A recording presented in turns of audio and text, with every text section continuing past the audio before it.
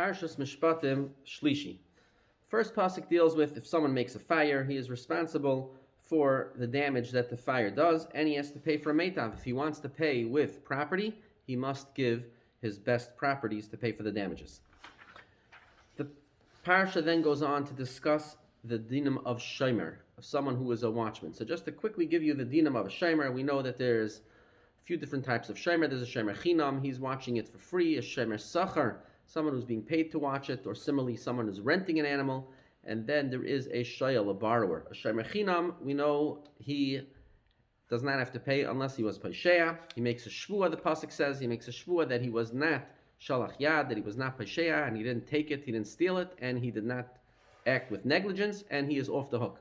If he is a renter, or he is a paid watchman, so then if it's stolen or lost, he has to pay for it. But if it was an eines, if a gazlan came and put a gun to his head and took it away, or it got lost, that is not his responsibility. He makes a shvua and he's off the hook. Finally, we get to the parsha of shayel.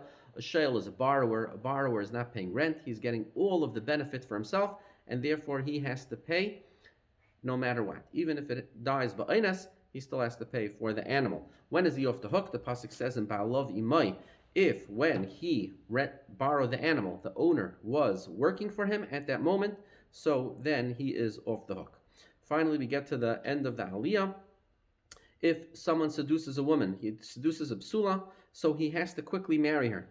If she does not want to get married, he gives her k'mayhar habesulais, which means he pays her 50 silver coins, just like as if he was ma'anas her, as if he forced himself upon her. He pays her the same thing over here, since he's not marrying her.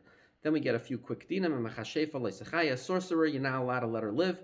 It says her means even a male, but normally it was the job of a woman, so therefore the Torah talks about a woman.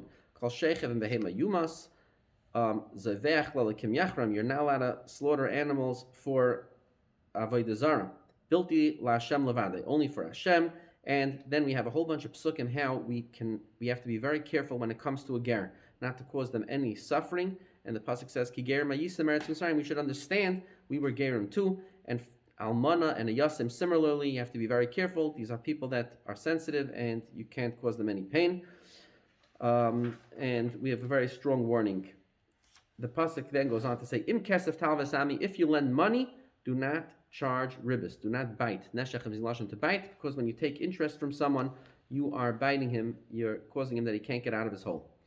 Finally, if you have a mashkin, so you have to return it every night, because the person, in order to be able to sleep, he needs his blanket, he needs his pillow, so therefore you must return it every single evening.